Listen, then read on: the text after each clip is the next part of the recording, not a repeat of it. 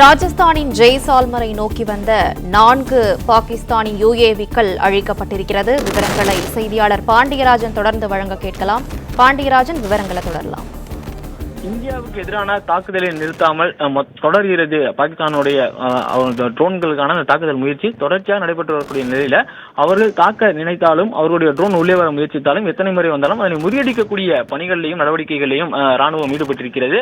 அது வந்து 3 மாவட்டங்கள், அதாவது ஜம்மு காஷ்மீர் இருக்கக்கூடிய 3 மாவட்டங்களில் இருக்கக்கூடிய மக்களை பாதுகாப்பான இடத்தில் தங்க வைக்கப்பட்டிருப்பதாக தற்போது ஒரு அண்மை தகவல் கிடைத்திருக்கிறது. புல்வாமாவை நோக்கி வந்திருக்கக்கூடிய ட்ரோன்கள் சுட்டு வீழ்த்தப்பட்டிருக்கிறது. பாகிஸ்தானின் ட்ரோன்கள் அனைத்துமே ஒவ்வொரு பகுதிகள், அதாவது ஒரு குறிப்பிட்ட நகர் பகுதியை நோக்கிய குடியிருப்பு பகுதியை நோக்கிய வந்து கொண்டே இருக்கின்றன. அவற்றையெல்லாம் சுட்டு வீழ்த்தக்கூடிய பணிகளில் இந்திய ராணுவம் ஈடுபட்டிருக்கிறார்கள். காஷ்மீர், ராஜஸ்தான், பஞ்சாப் ஆகிய இந்த 3 மாநிலங்கள்ல தொடர்ச்சியாகவே ஏர் சைரன் ஒலிக்கப்பட்டு வான்வழி தாக்குதலுக்கான வாய்ப்பு இருப்பதான அந்த எச்சரிக்கை நிலையும் ஒளிபரப்பப்பட்டிருக்கிறது. குறிப்பாக இந்த ஏர் சைரன் மூலமாக வான்வழி தாக்குதல் நடைபெறுவதற்கான வாய்ப்புகள் இருக்கிறது. மக்கள் பாதுகாப்பாக இருக்க வேண்டும் என்கிற அலர்ட் என்பது கொடுக்கப்பட்டிருக்கிறது. காஷ்மீரின் சம்பா, பராஸ்பூர், ராஜஸ்தானின் புக்ரான் உள்ளிட்ட 7 இடங்களை குறிவைத்து தாக்க பாகிஸ்தான் தொடர் முயற்சியில் ஈடுபட்டு வருகிறது. அந்த முயற்சியில் எல்லாமே இந்தியாவினுடைய ராணுவத்தின் மூலமாக, இந்தியாவினுடைய வான்வழி பாதுகாப்பு மூலமாக அவற்றை அளிக்கக்கூடிய அந்த பணிகளில் இந்திய ராணுவம் ஈடுபட்டிருக்கிறது. கிட்டத்தட்ட 11 இடங்கள்ல, அதாவது இந்தியா பாகிஸ்தான் எல்லைப் பகுதியில் இருக்கக்கூடிய நகர் பகுதிகளான 11 இடங்களை தேர்வு செய்து பாகிஸ்தான் அவற்றை தொடர்ந்து கண்காணிக்கவும் தாக்குதல் நடத்தவும் அங்கிருந்து தகவல்களை பெறுவதற்காக உளவு ட்ரோன்களையும் தாக்குதல் நடத்தக்கூடிய ட்ரோன்களையும் தொடர்ச்சியாக அனுப்பி கொண்டிருக்கின்றன. இந்த LOC பகுதியில தொடர்ச்சியாக பீரங்கிகள் மூலமாக தாக்கிக் கொண்டே இருக்கிறார்கள். அதே நேரத்தில் தீவிரவாத ஊடுருவலை செய்வதற்கான முயற்சிகள் ஈடுபட்டு வருவதாகவும் இந்திய ராணுவம் தெரிவித்திருக்கிறது. இன்று காலை கூட 7 தீவிரவாதிகளை சுட்டுக் கொள்வதற்கான அந்த தகவல் என்பதும் நமக்கு விலகி இருந்தது. இந்த பிளாக் அவுட் போன்ற முன்னெச்சரிக்கை நடவடிக்கைகள் மற்றும் ஏர் சைரன் போன்ற முன்னெச்சரிக்கை நடவடிக்கைகள் காரணமாக மக்களை பாதுகாப்பாக தங்க வைக்க வேண்டும் என்பதன் காரணமாக தாக்குதல் நடத்தக்கூடிய பகுதியில் இருக்கக்கூடிய 3 மாவட்ட மக்கள் அங்கிருந்து தற்போது பாதுகாப்பான இடத்திற்கு கொண்டு வரப்பட்டிருப்பதாக சொல்லப்பட்டிருக்கிறது. இந்த 3 நாட்கள், அதாவது கடந்த 2 நாட்கள்ல புல்வாமாவின் பெயர் அங்கு தாக்குதல் நடத்தப்படுகிறதா என்பதெல்லாம் வரவில்லை. ஆனால் இன்று முதல் முறையாக புல்வாமிலும் தாக்குதல் நடத்துவதற்கான அந்த ட்ரோன்கள் பறந்து வந்ததாகவும் அங்கு இருக்கக்கூடிய பகுதிகளில் இருக்கக்கூடிய ஏர் டிஃபென்ஸ் மூலமாக அந்த ட்ரோன்கள் எல்லாம் சுட்டு வீழ்த்தப்பட்டிருப்பதாகவும் தகவல் வெளியாகி இருக்கிறது. சாரசாராக வந்து கொண்டிருக்கக்கூடிய பாகிஸ்தானின் ட்ரோன்கள் எல்லாம் இந்தியாவினுடைய வான்பரப்பிற்கு நுழைவதற்கு முன்பாகவே சுட்டு வீழ்த்தப்படுகின்ற அந்த காட்சிகளை தான் நாம் பார்த்துக் கொண்டிருக்கிறோம். இது எவ்வாறு சாத்தியப்படுத்தப்படுகிறது, இந்தியாவினுடைய வான் பாதுகாப்பு அமைப்பு எவ்வாறு செயல்படுகிறது என்று நாம் பார்க்கும்போது, இந்தியாவினுடைய வான் பாதுகாப்பு அமைப்பில் உச்சபட்ச லேட்டஸ்ட் டெக்னாலஜியாக இருக்கக்கூடியது S-400.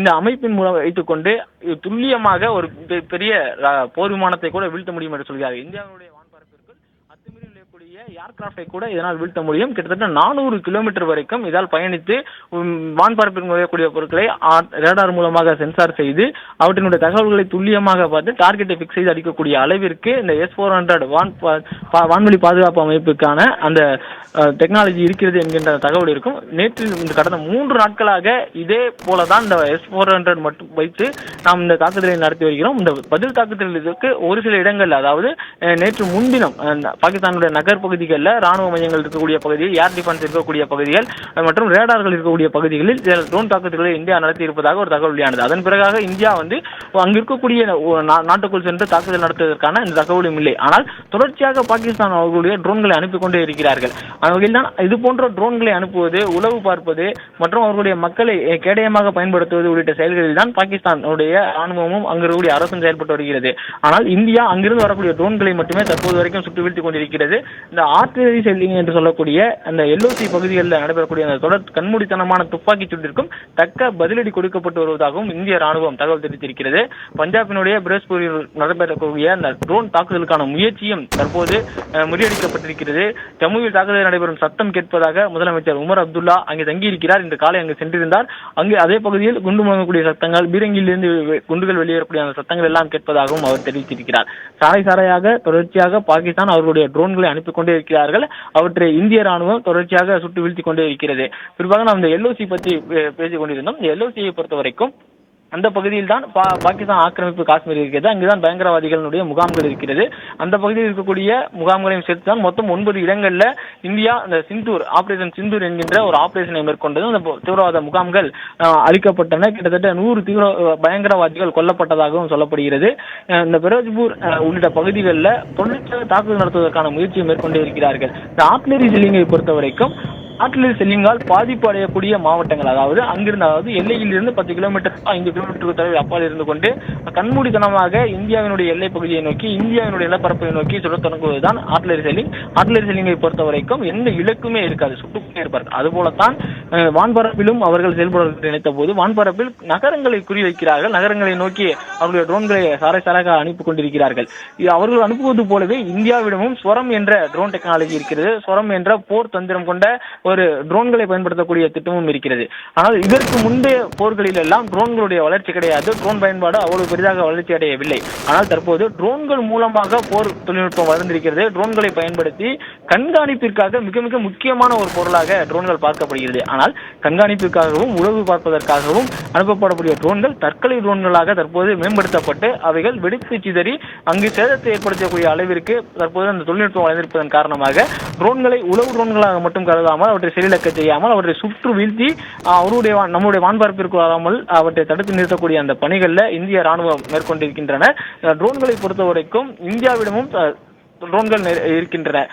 குறிப்பாக இந்தியாவினுடைய ட்ரோன்கள் உளவு பணிக்காகவும் பயன்படுத்தப்படும், துல்லியமான தாக்குதலை மேற்கொள்வதற்காகவும் பயன்படுத்தப்படும்.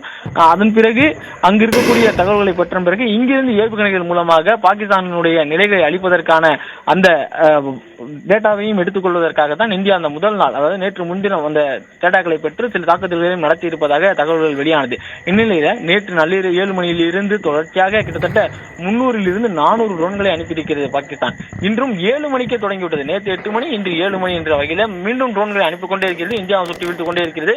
கிட்டத்தட்ட 11 நகரங்களை நோக்கி ட்ரோன்கள் வந்து கொண்டே இருக்கின்றன. அவற்றை சுற்றி வீழ்த்தக்கூடிய பணிகளில் இந்திய ராணுவம் ஈடுபட்டிருப்பதாக தற்போது தகவல் வெளியாகி இருக்கிறது. நம்முடைய வான் பாதுகாப்பு அமைப்பு எல்லைச்சாமி போல நம்மளுடைய வான்வெளியை பாதுகாத்துக் கொண்டிருப்பதாக தான் நாம் சொல்ல வேண்டும். பாகிஸ்தானுடைய ட்ரோன்களை துல்லியமாக அளிக்க வேண்டும். அவற்றை 1% கூட மிச்சம் வைக்காமல் அளிக்கக்கூடிய பணிகளில் வான் பாதுகாப்பு அமைப்புகள் ஈடுபட்டிருக்கிறது. அதில் ஆகாஷ் என்று சொல்லக்கூடிய இந்தியாவினுடைய வான்வெளி பாதுகாப்பு அமைப்பு மிகச்சிறந்த ஒரு பங்களிப்பை வழங்கி வருவதாகவும் சொல்கிறார்கள். இந்த ஆகாஷ் பொறுத்த வரைக்கும் அவனுடைய ரேடார், அதற்கு பெயர் ராஜேந்திரன் என்று சொல்லப்படுகிறது. இந்த ரேடார் இந்த இலக்குகள் வரும்பொழுது, அதாவது 90 கிலோமீட்டர் 100 கிலோமீட்டர் தொலைவில் இருக்கக்கூடிய இந்த இலக்குகள் உள்ளே வரும்பொழுது அவற்றை அதே சென்ஸ் செய்து அந்த ரேடார் மூலமாக இங்கிருந்து வான்பரப்பில் ஏதேனும் அந்நிய பொருள் நுழைகிறது, வான்பரப்பு வழியாக ஒரு மிசைல் நுழைகிறது என்பதை கண்காணித்து உடனடியாக தாக்குதலை தொடங்கிவிடும். அதற்கு எந்த கமாண்டும் செய்ய வேண்டிய தேவையில்லை. உடனடியாக ரேடாரிலிருந்து வரக்கூடிய தகவலின் அடிப்படையில் எந்த விதமான ஏர்கிராஃப்ட் வந்தால் கூட சுட்டு வீழ்த்தக்கூடிய அளவிற்கு இந்தியாவினுடைய வான் பாதுகாப்பு நிலைகள் நிறுத்தி வைக்கப்பட்டிருக்கின்றன.